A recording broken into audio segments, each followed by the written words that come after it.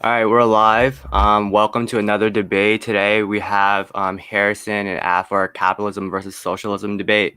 So if you guys want to just introduce yourselves, I guess, and then if you guys have opening statements, you guys could start with that. Wait, so you want to do the introduction and then opening statements, or? Yeah. Let's do the introduction first. Just a quick Okay, intro. yeah. My name is Harrison. My TikTok username is the same name I'm using here. I'll be supporting socialism.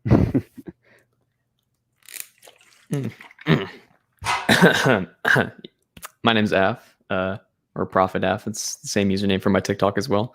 I have a YouTube channel called Affictious, which is basically APHXIOUS. And that's it. Yeah, so whoever wants to start first with the opening statements, if you guys want to do that, and then you guys could, start off. Af can go first if he wants. Yeah, it's just like I don't really have anything to present. Actually, I do have one thing that I can really present to the situation. Okay. I support private ownership of the means of production for one main reason that I will be most of the debate will be revolving around, and that's economic calculation. The market forces not only is the most efficient way in which we can allocate resources, in which we can represent the wants and needs of the individuals within the sense of the market, but it is also the only way that actually works fundamentally. All right, so I have a bit of an opening statement I can do. My main contentions with capitalism are pretty basic. Firstly, decision-making under a capitalist mode of production is built entirely upon what's profitable. If basic human need is not profitable, then tough luck, it won't be provided. Capitalism is also an exploitive system, and we don't even need to rely upon the labor theory of value to come to this conclusion. Workers are put in vulnerable positions because in order to survive, ultimately, if they don't, they must sell their labor to a capital owner in order to survive. Capitalism is also an undemocratic system. Now, I know you probably don't care much about democracy, but the internal relationship of worker to capital owner is an authoritarian one. And lastly, capitalism, certainly as you define it, can simply not account for externalities. That's it. Okay. 1 second. I'm just going to write down this last point. Yeah.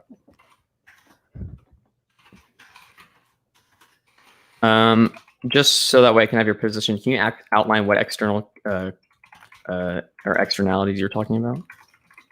Yeah, it's the cost caused by the producer that is not actually felt by the producer.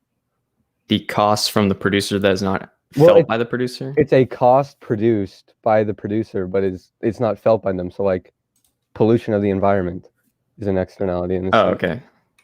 Do you have any other examples you wish to talk about with externalities, or is that the only one? That's the main one. Okay, so I'm going to go down this list by list. Why do you have a contention with profit motive? That seems to be an interesting thing to uphold. Because ultimately, I don't think we should be allocating these resources and things that are basic to human survival based on who can pay for them and when it's profitable. Well, so the costs are just merely a reflection of the wants and desires of the market, or how people need them, or need they're allocated. This is the whole position of the economic calculation that I was talking about. Subjective values reflect themselves upon an objective quantity within the market. Are you aware of what the economic calculation is? I'm a little bit familiar with it, but no, I don't know too much about it. Yeah. Okay. So it was first discussed as when socialism first started being discussed in the 1920s. It was called the economic calculation problem because the socialists were coming up with the issue, wanting to go into decommodification. And so it brought up the position that, without a objective quantifiable measure in which we can compare data sets and can compare the way that we allocate resources, we would never be able to allocate resources because we didn't have this single quantifier. So then I think later on in the debate, market socialism came about specifically and tried to quote unquote resolve this issue. It didn't resolve this issue because it didn't acknowledge what created prices, or what created the economic calculation in the first place. And it was the subjective experiences of individuals reflecting upon the market. You would not be able to efficiently demonstrate a way to allocate these resources without going against market allocation. And market allocation is what reflects what the individuals want and what the consumer wants. So how would the economic calculation apply to market socialism where you still have market forces? Yes, it would. Yes, and it depends on what you want. But in general senses of like, if you just want to work a co-op, it heavily disenfranchises entrepreneurship, which is a very, very key component of calculation in and of itself, because you need proponents of like exploring, not just exploring new economic or market for new market areas, but you also need a profit motive in which to grow businesses.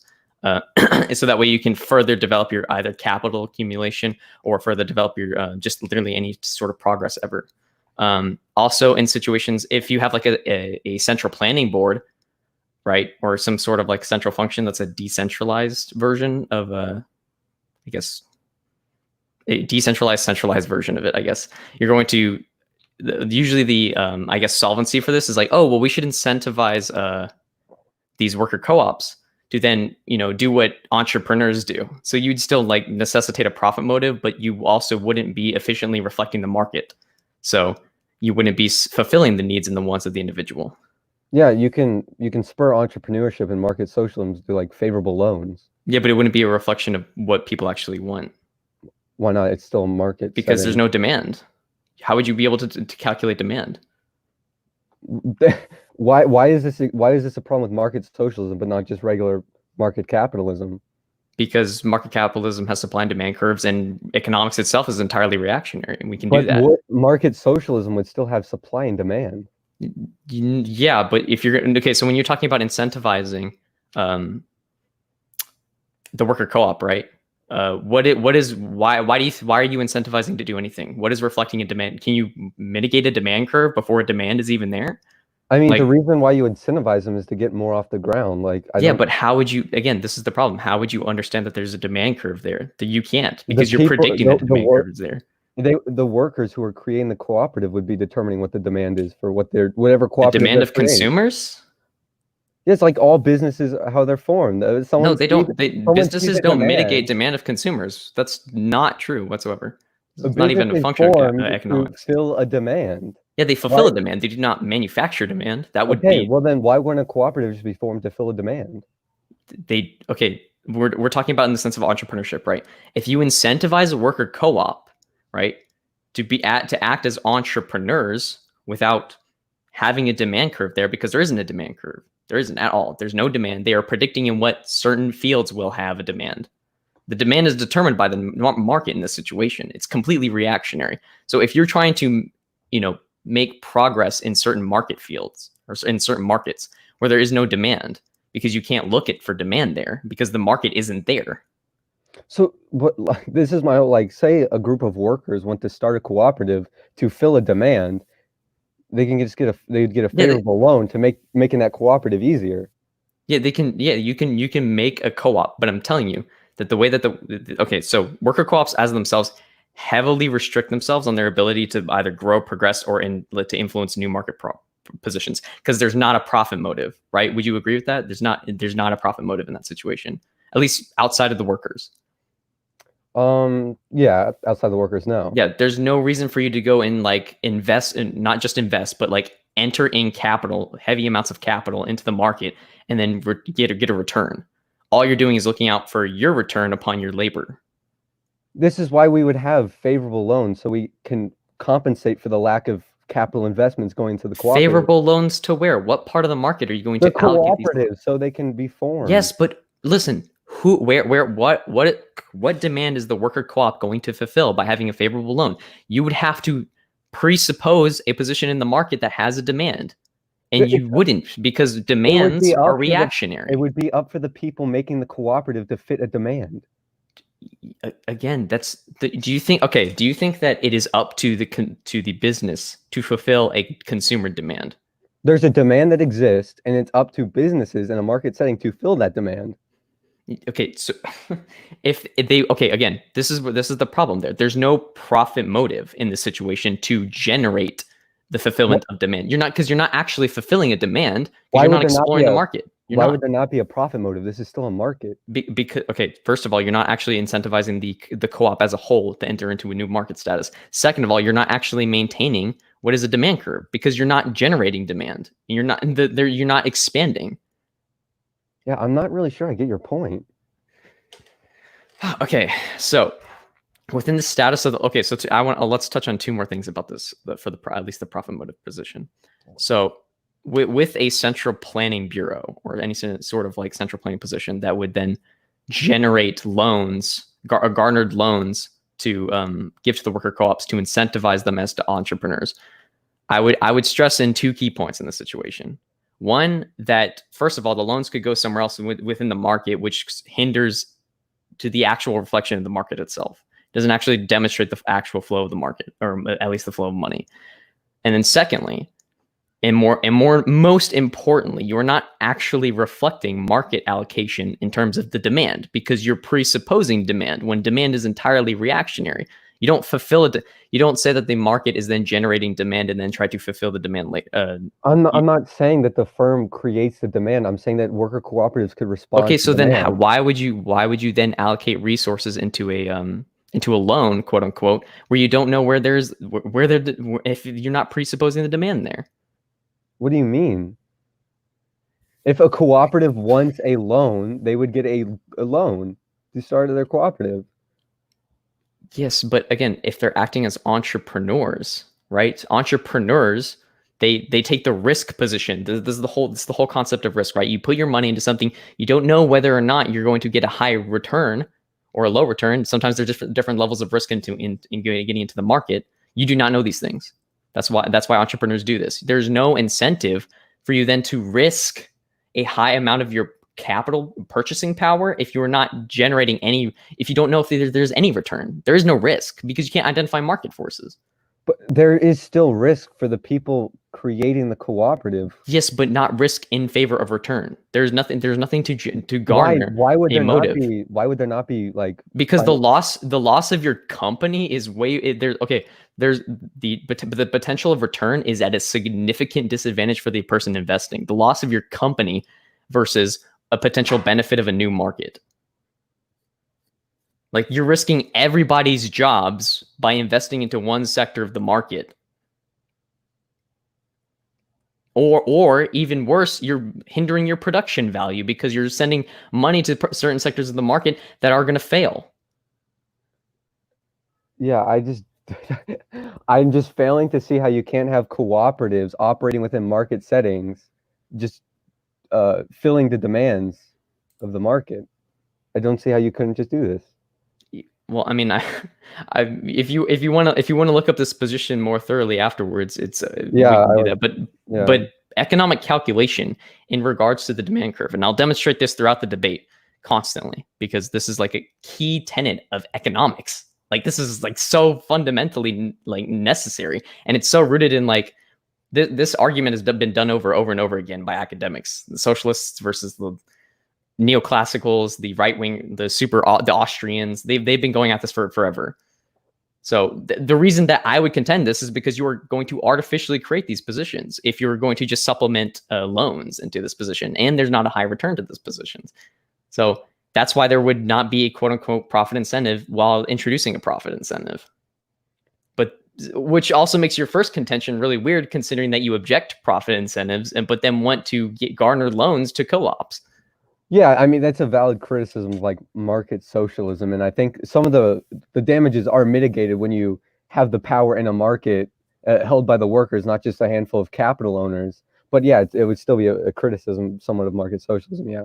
Yeah, I don't know if you're a proponent of socialism or market. From what I've watched your debates, you seem to be more in favor of like a market socialism. Yeah, it's tend to what I argue for. Yeah, but even if you were to go full socialist in like decommodification, central plan, and super centralized planning, then you would run into a different problem, right? You don't have any.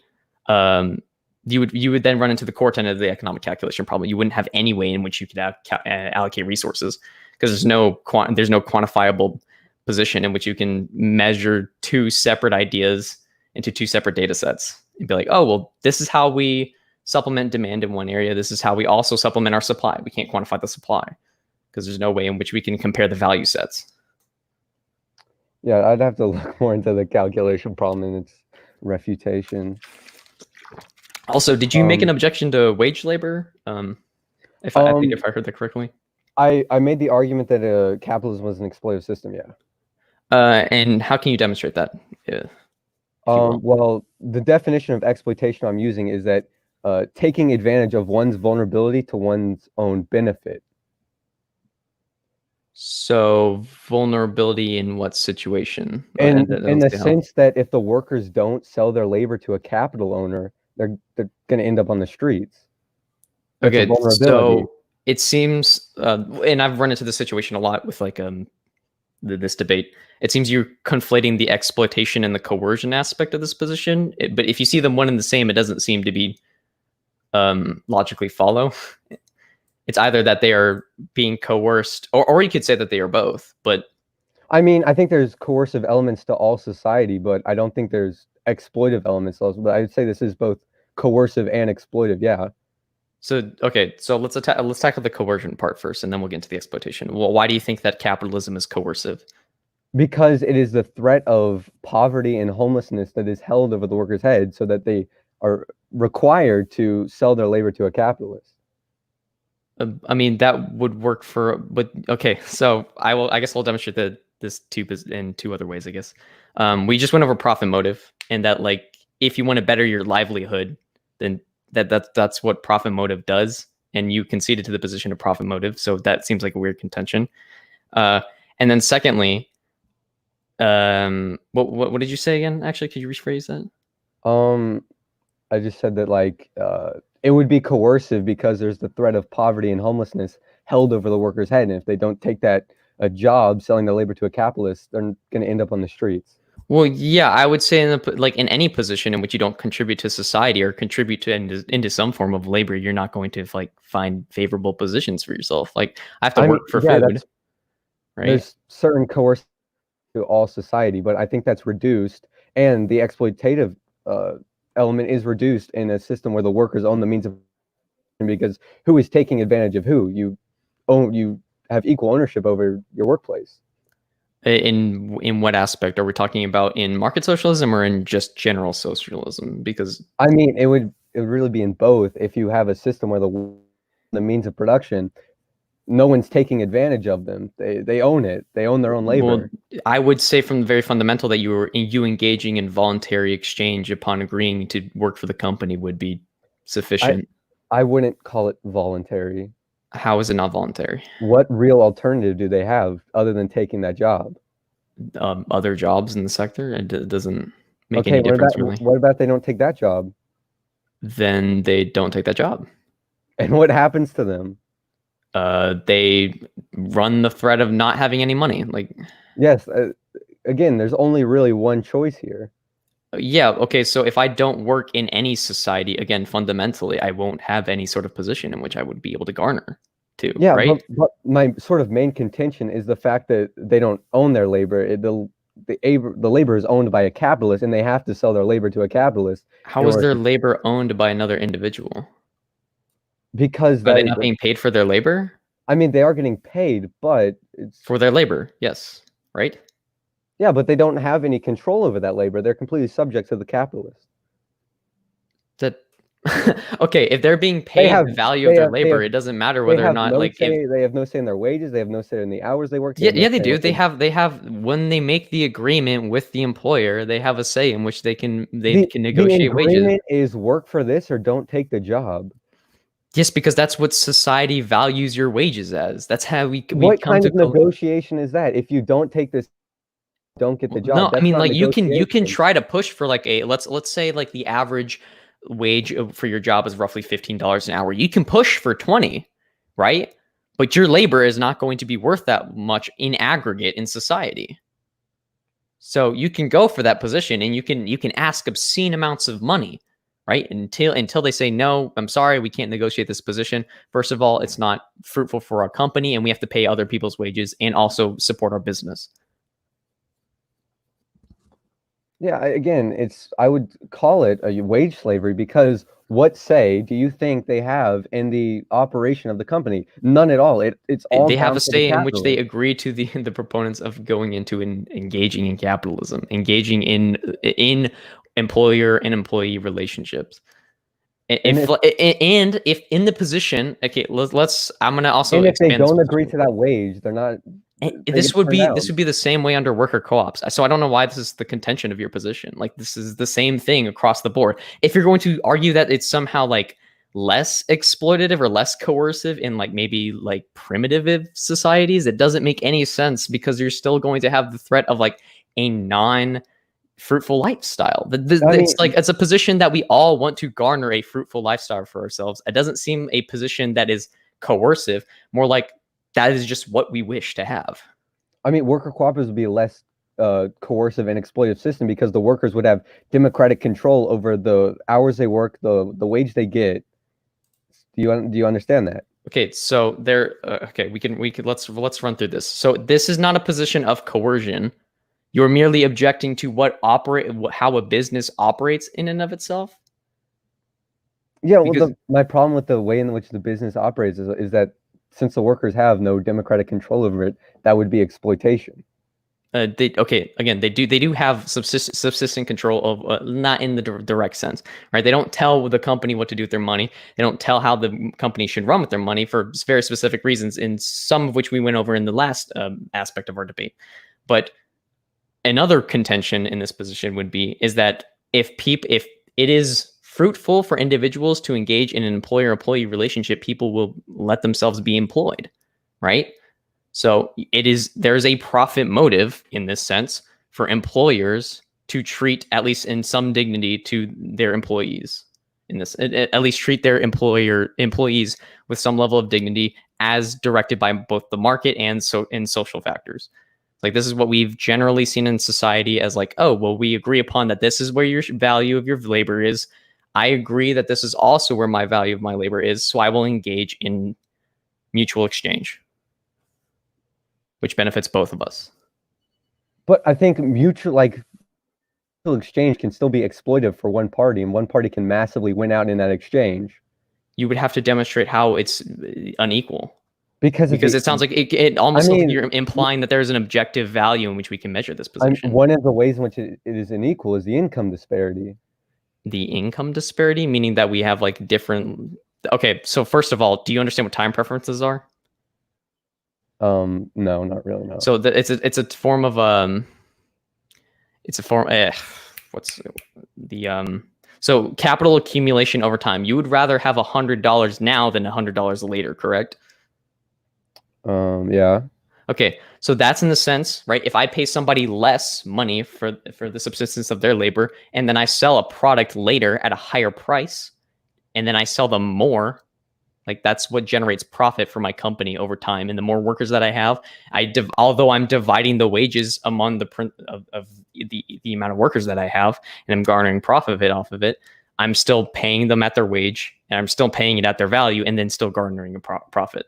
So the profit disparity, it just purely depends on how we engage within with either how many employees are in the company, how efficient your production is. Like, all this is, it doesn't really mean too much. Like, if it's unequal, it's only unequal in the same sense that we're not looking at the position in actual monetary sense, right? The value of it increases to the person selling the product. So because they need to also keep their company running, and also so they can redistribute wages to the workers. But I mean, wouldn't it be more equal in a system of cooperatives where there isn't already the large income disparity? I don't know what time preference has to do with this. Wouldn't the workers rather be democratically a part of the wage decision, so they have higher wages to begin with? Okay, so okay, so I guess we'll go over it in this sense. If somebody wants to have higher wages, they can negotiate for it, and the general position of society is negotiating for it. That's how we come to decisions that, oh, well, this is how I should generally be paying people for my labor if I want to incentivize them to come. If they feel like they are being disenfranchised by in their control of their wages, nobody can really control that. However, if your decision is you just want to improve the condition of how workers feel in the working environment, that's okay. But we're looking at the broader spectrum of the situation here, and not only does this in this position, I would say that even capitalism would provide for this situation, considering that it not only allocates the division of labor, production efficiency, market costs, all of this efficiently, it then adds on to this by saying that here's the social position in which we think that your labor is valued. And if you want to increase it without hurting your company, you negotiate for that position when entering the company. And it prioritizes also individuality and individual rights rather than positions of the collective, which I would think is a better position to go for. I mean, co-ops have been shown to perform better in market settings than like traditional capitalist businesses. So that's not really, I think, a self-evident position, especially considering why aren't there more cooperatives? Why aren't they more popularized? If they generate like more profit motive and if they generate a better workplace conditions for their employer. It's not just self-evident. We can see it in the analysis done on them. Like there's specific case studies that look at co-ops. Well, yes, but you would also with conversion, and they have higher profit afterwards. Also, there's a supermarket chain in Spain that, and this is anecdotal, but they have grocery stores where they have some that are traditionally owned and some that are cooperatively owned, and the cooperatively owned have more profit.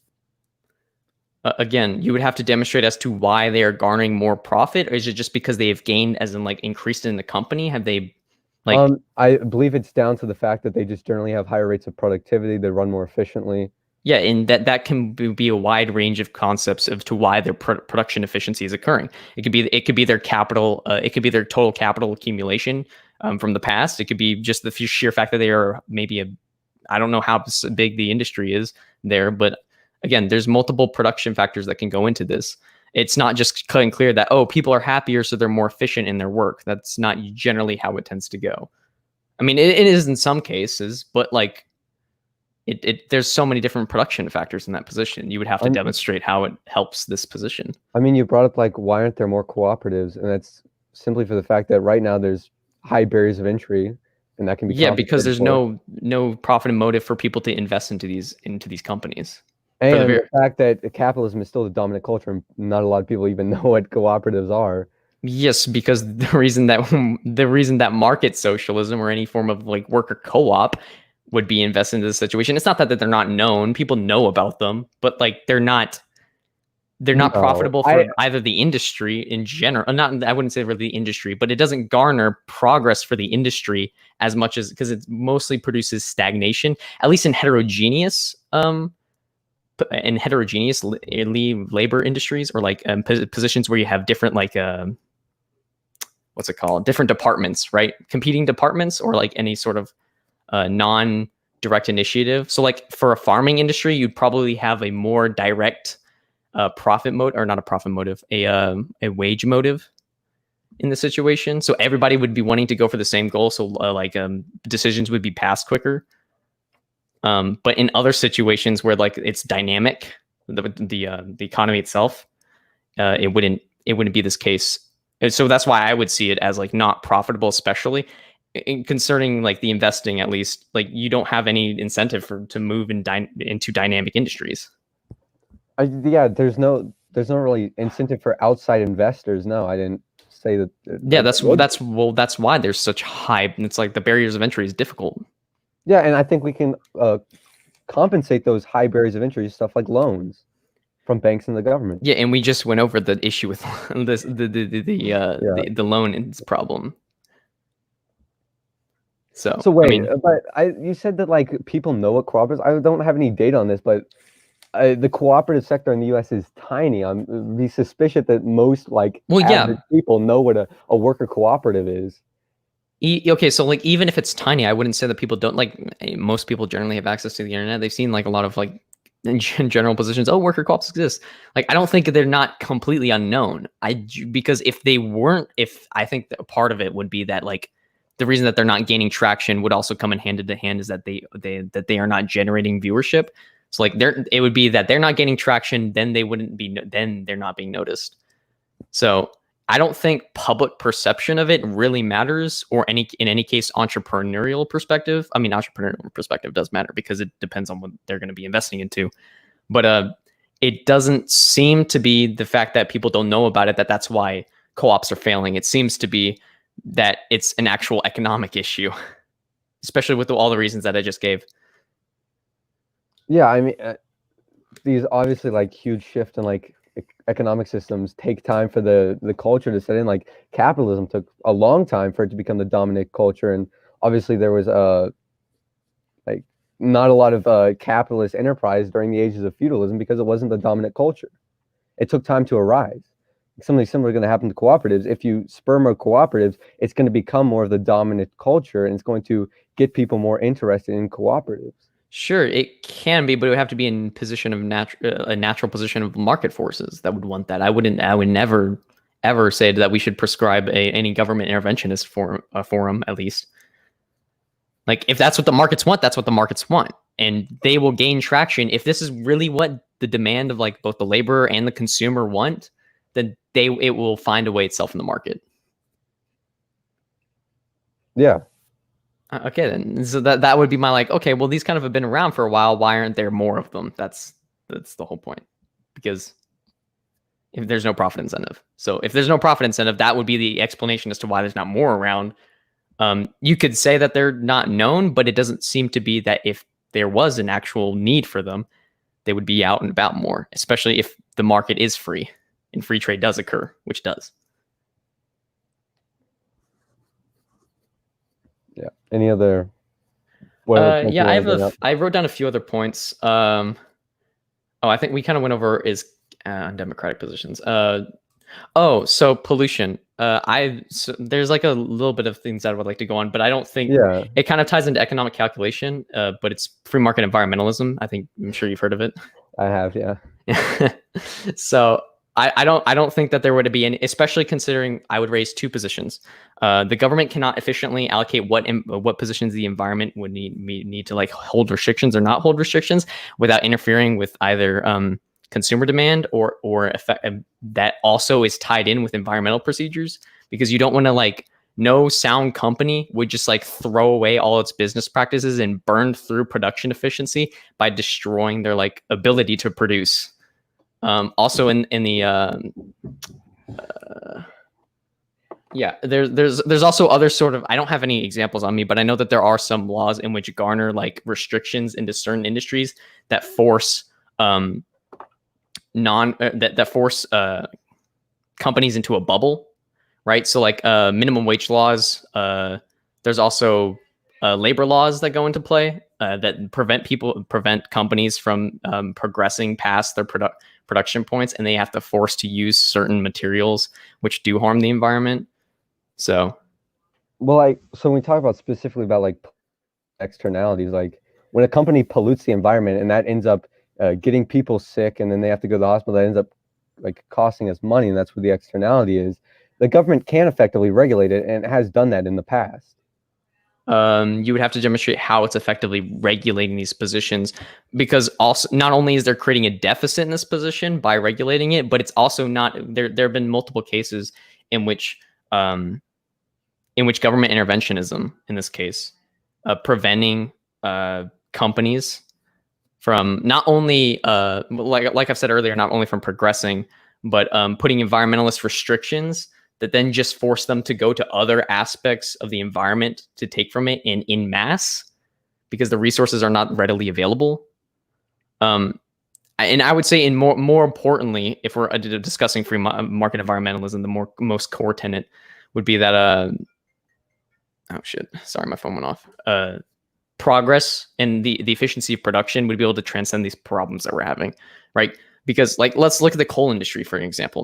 They got outperformed by renewable energy sources, and new alternatives being looked at, and coal has been dying as a result, because there was some trade restriction. I wish I could think of off the top of my head. I don't have the paperwork on me, but they lifted some like regulations upon the market, and they went towards newer renewable energy sources, and then they finally was like, oh yeah, let's let that shit die off because it's not actually performing profitable for us. So like, if you wanted like a specific example of governmental regulation that has like prevented externalities, the regulations under the Clean Air Act, I think it saved like 240,000 people by preventing preventable deaths. It had lower rates of like lung and heart disease. It led to 2.4 million less cases of asthma. So I don't see, if you completely deregulated the market, why all of a sudden businesses would care to account for externalities or not pollute the environment. There would Well, be yeah, no because financial generally, there'd be no financial there's two, incentive for them to do that. it's centered around the profit motive. One, you do not have a profit motive to want to turn away your consumers by poisoning them, first of all. And also I almost forgot, there are certain legal restrictions that, although there are environmental restrictions, they also prevent court cases going through to sue companies that do this sort of thing. So like, so first of all, let me actually go back to my original position. Profit incentives, you would not generally, as a company, want to, one, throw away your workers, or throw away your workers and throw away your consumers, and whilst harming your means of production, or harming your ability to have production efficiency. These are not sound business practices, and if they do burn through these resources, I can point to many specific examples of which either the public could not voice their opinion upon this matter and they were forced into it by government regulation, or there was a position in which, or which there was a actual barrier in which some other form of economic dysfunction was occurring. I mean, the whole idea that the consumers can regulate these businesses and just see like buying with their dollar, that we can stop this like problem with externalities. I don't really agree with that, because it's operating on the assumption that consumers are going to be rational actors. It's just untrue. Humans are always going to be susceptible to biases and manipulation that can prevent them from consuming rationally. Well, no, it's not about rational consumption. I mean, if you want to call quote unquote reasons for consuming rational, sure, that's fine. But in positions in which you are poisoning your consumers, not only is there going to be external outrage, in which we've seen, I think quote unquote cancel culture is a perfect example of this. And in environmental positions, you would not want to poison your consumer for fear of either, one, losing business, or two, you have like exposés being released about you. There's also another position. Again, going back to the legal aspect, there have been many cases in which environmental protections have also limited the ability of individuals to voice their opinion about this, or to settle these ideas through court cases. Like, I think there was one place in was it not Minnesota? It was somewhere up north where they had like a it wasn't a pipeline, but there was some sewage issue, and it was like some legal restrictions in regards to where they could actually build the pipeline that made it to where like the burden was actually falling upon the government. It's like, oh, well, we can't really punish them because we forced them to build the pipeline there. Yeah, I don't think the potential ramifications of a business's like bad actions are going to stop them from doing it. Definitely has a profit incentive not to do it, especially considering if you're at a high. Fossil fuel companies knew how environmentally like degrading their production was, and they still, the opioid companies industry knew how addictive, and just sort of moving on from the environment, knew how addictive that their opioids were being. They knowingly lied about it for profit, and they're getting screwed now for it. But obviously back then they care about it. I just don't think that's okay. Well, yeah. So we have two positions to regulate them. So we were presented with two positions. Either a company does or doesn't take the risk involving the profit incentive. So like some companies will say there's a profit incentive for me not to garner harm to the environment, garner harm to the individuals as a result. Some companies will say, oh, well, let's take the risk and see how far the profit position will take us. And then they get exposed for this kind of situation. We can't say that all positions there's obviously going to be positions in which people try to exploit the system that we garner, right? You would agree with this in any other system. You would say that people can exploit positions of power at any time, right? Like this can happen in market socialism, this can happen in socialism. The difference here is that the relegations in which create the market and which actually accurately reflect the way that the wants and needs of the individuals can now be applied to what we need, or for what we need to protect. So, well, why wouldn't we just support regulations to prevent these? What do you mean? I thought I just went over this. Like, you're saying that, okay, this is externalities and like acting in profit, like the negative impact of the public, that can happen in marketless socialism, and I agree. That's why we should support regulations to prevent them. I mean, no. Okay, wait. Okay, so you're wanting capitalist enterprises that lobby so that way they can continue to. Yeah, I mean, that's the problem with capitalism. You're not going to get effective Well, yeah, but why regulation would you want to value. expand governmental power if they're already lobbying? Well, again, that's not inherent to government power. That's them corrupting government Well, then power. I I don't would. think Okay, well then government then power apply that can be logic to capitalism, please. government power can be used to curb their Well, then influence. apply that logic to capitalism, right? If you're going to acknowledge it on the flip side, then like you have to acknowledge it on your side as well. That's not creating a solvency. That's just trying to see if we can maybe generate an alternative that doesn't know if it actually works or not, especially considering businesses are already lobbying. So why would you want to expand power? Again, we should really get rid of the capital influence, and trying to regulate capitalism is the capital influence. Like, I thought we went over this earlier about like the necessity of this position. Yeah, what I meant by capital influence was the influence capitalists have over like regulatory procedures because of their capital and the that's why you should restrict government intervention policy. But I don't look like there's good regulation like the Clean Air Act that has saved lives. Why would we get rid of that? I have no information that could help me on this position of the Clean Air Act. I can give you reasons and I can demonstrate why these positions are ineffective. I would never be able to like resort to an anecdote. Like it's not an anecdote. There's like evidence that the Clean Air Act saved lives. That's what an anecdote is. It led to 240,000 fewer preventable deaths. Yes, sure. I wouldn't be able to refute or not refute that position. However, I can tell you. Can you demonstrate to me how it did that? Can you look at give me the information necessary as to say why government regulation in both theoretical and practical application helps industry, not only helps industry, helps the worker, helps the consumer, and helps the overall market as a whole and the environment. Because regulation prevents pollution. That's the whole point of it. And then, so, okay, again, if you acknowledge lobbying that occurs in order to prevent lobbying occurs, but occasionally there is good regulation that comes and just like apply that logic to capitalism. There are good practices. There's even a profit motive in the market for people not to do this, and sometimes that's pervasive. It does occur. We can't fix everything, but the solution certainly isn't to expand the power that companies have, especially over other companies.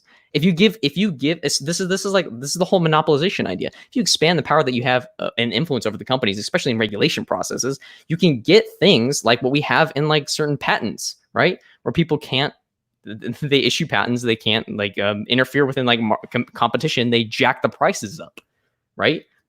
There's a literal theory upon prominent Austrians, and I would say it's a pretty sound theory. It's monopolization theory. No monopoly can occur without government intervention, and it connects to the economic calculation problem. So wait, so there's no monopolies of efficiency. There can't be a monopoly of efficiency, at least in a permanent sense or long term, because you would never.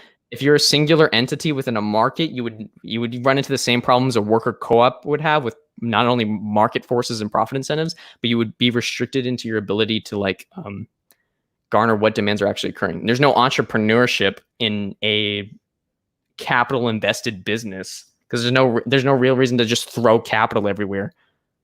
Wait, because you're dominant in the market. Completely deregulate the market tomorrow. How would that at all reduce Amazon's power? How would that it would increase competition most likely. But I mean, Amazon has such a crazy like share over the market, they can just buy out competition. And okay, again, why? Okay, so if I increase my purchasing power, or not my purchasing power, my influence upon the market, and then I reach maximum capabilities within like within the field, and then I run into stagnation. This is why so many like up and coming monopolies have failed, and even almost all monopolies have failed because of this. Positions in which you garner a lot of support and a lot of traction, a lot of progress, you start to decline or regress, or you stagnate because you don't have any ways to actually calculate where you should allocate either production costs. You start losing a lot of your production value because you're starting to either overproduce or produce too less. And you can never actually predict that's going to occur. And since you have dominant forces over the market, you can't compete with that position. You're just generating production. Secondly, demand isn't going to give you an accurate description of the market because you have sole control of the market. You're not branching onto new sections. You're not taking risk. I mean, if Amazon had a large enough share of the market, they can just price out any competition they have by lowering their costs enough to where the other businesses just can't survive. Okay, yes, sure, they can garner. Okay, so again, I mean, if most you no. Like I've demonstrated this a ton of times over.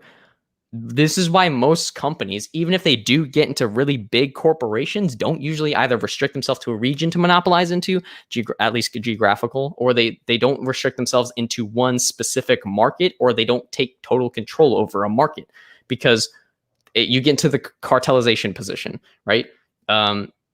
You get economic instability as being the sole proprietor of the economy or the market that you're in, and you also get the economic calculation problem, but just in your market now, because you have no means into calculate how you should production efficiency and production costs. So if companies were to do that, they would, and they kept on doing that business practice, they would either stagnate and then come to a point where they're starting to lose money, and then resort to, fractionalizing the business, and then like decentralizing it, maybe even doing mergers or some shit, selling portions of their company off. It happens all the time. If they were to price out competition, if the competition goes away, then they'd be fine. Again, if the competition goes away, it never sticks. The only time it ever stays is if they're either propped up by positions of like state interference, or that's literally it.